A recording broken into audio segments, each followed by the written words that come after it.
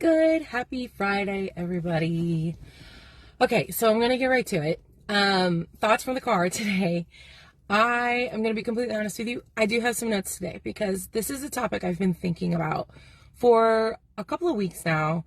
Actually, probably longer than that. But in the last week or so, I've decided I really want to talk about this. I think this is something that we mess up a lot of times.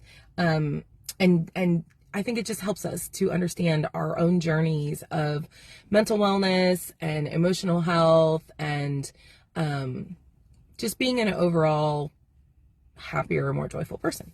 But that's what we're going to be talking about today.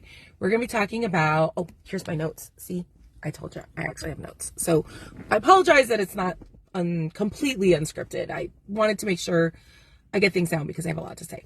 Anyway, okay, so I want to talk about pleasure, joy, and happiness and the difference between them and why they all matter and why they're all good. And yeah, but okay, so stick with me. So first, pleasure. Pleasure is a very fleeting thing, okay? It's very, very temporary. It's based completely on external things. We have this circuit in our brain, and it hits in our prefrontal cortex of our brain. And it requires spikes of dopamine in order to function, to like go, oh, happy, happy, happy. It requires dopamine. So we are constantly looking for pleasure to spike that dopamine to activate that part of our brain through the circuit of different areas of our brain. But it's mostly the prefrontal cortex because it's within the prefrontal cortex.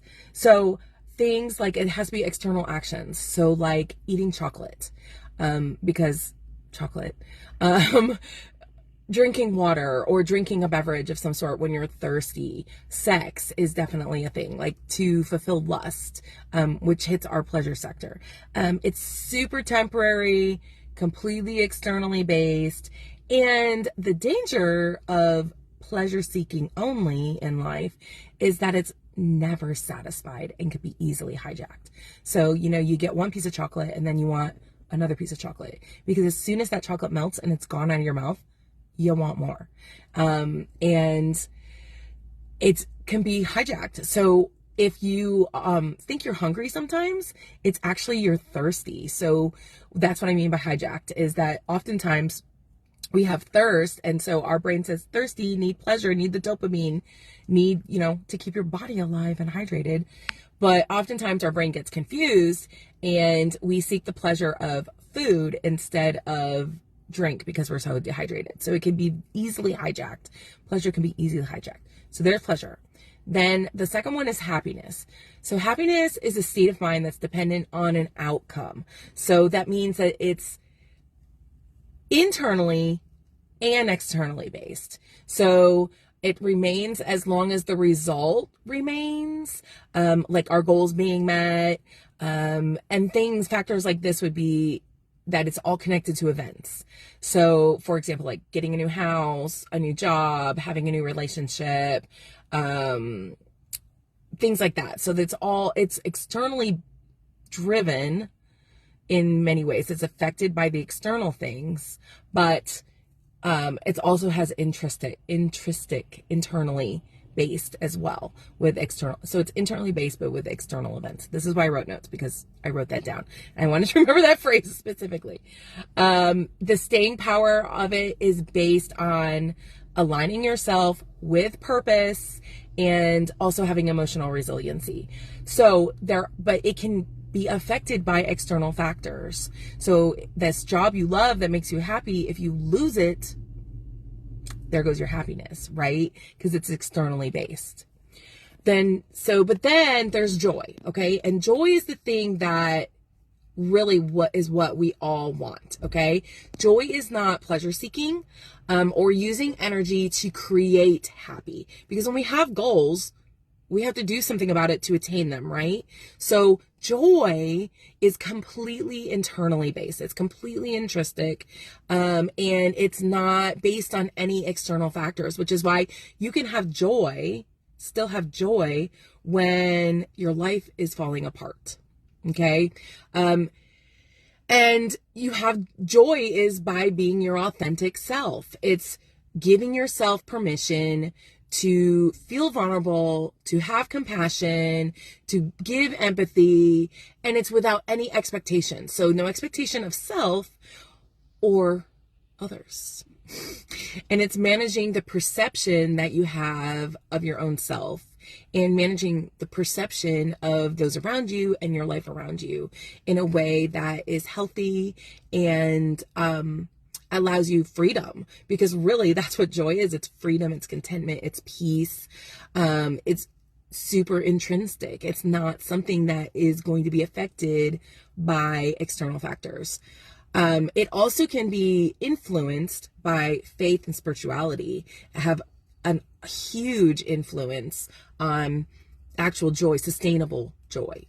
So now we know the difference of the three, but why does that matter? Like what is the big deal about it? Like, okay, great. Well, I like pleasure. Well, so do I. That's the whole reason I've been thinking about this, because I want more happy and fun in my life. And that pleasure seeking thing is a huge part of that. Especially when you're talking about fun. Okay. And there's nothing wrong with pleasure unless that's all we're basing our life on. Right. And we don't want to do that. So why this matters for us to understand is that a happy brain, shown in studies, is way more open to change and flexibility and growth, internal growth for our emotions and mental health, than an unhappy or depressed brain. So we're way more like rigid in our opinions, our thought patterns, and our behaviors, because all of those things are affected if we're not happy. I don't want you, but I don't want to be that way. I don't want to be the stick in the mud. I don't want to be the person who takes everybody off with my opinions because that's fact when it's really an opinion. So I don't want to be that way. And I don't think you do either. So this matters because a happy brain's actions will result in more kindness, more empathy, more compassion for others. And that's what we need more of in this world in order to be able to live together and thrive together. All of those things are so needed. So that's why it matters. Like, joy is the thing that drives those things: kindness, empathy, compassion for others. And if we have joy, then it can't be rocked. And we can still have those things despite sometimes the real crappy, awful, horrible things and circumstances that happen in our life. So then how do we find joy, right? I think there are a few things that we can do to help ourselves. The first thing is to stop dismissing it. Stop dismissing the fact that you can have joy despite your circumstances, okay? It is a change in perspective. You have to change your perspective on this. And a huge area of this is to stop living in conformity. Okay? Live authentically.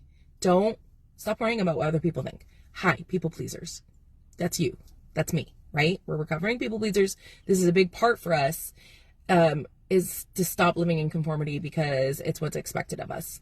Right? We are going to live authentically. Stop focusing solely on pleasure. Like I said, pleasure is awesome, not bad at all, but stop living solely for it. Yeah, or else you're not going to find joy. I think those three things are like the biggest factors of helping us find joy in a way that is consistent. Okay? So here's my question for you guys. What does joy feel like to you? We're talking about all this, right? Like, I'm giving the tips and all that kind of stuff. But what does joy feel like for you? And what area of those three things that I talked about are you dismissing joy? If you're not feeling joy, are you dismissing it? Are you living authentically? And are you completely just focusing on pleasure? And that's why you don't have joy? So there's my challenge for you to answer that for yourself if you're not feeling joy. And if you are feeling joy, what does joy feel like for you? All right, my time is up. It's Friday. Happy Friday. get it. Have a great day, guys.